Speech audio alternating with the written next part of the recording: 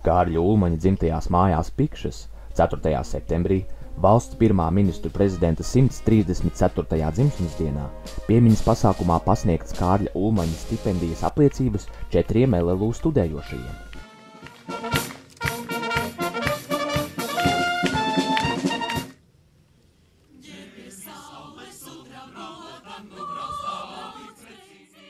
Kā uzsvēra Ārnis Mugurevičs, augstskola ar šiem jauniešiem var lepoties, jo visi aktīvi piedalās dažādās aktivitātēs un kopā veidos plaukstošu Latviju.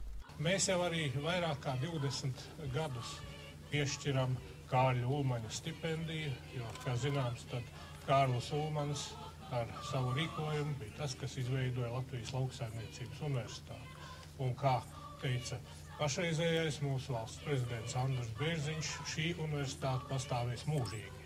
Prorektors arī piebilda, ka LLU studējošajiem vienmēr centusies audzināt patriotismu un savas valsts apziņu.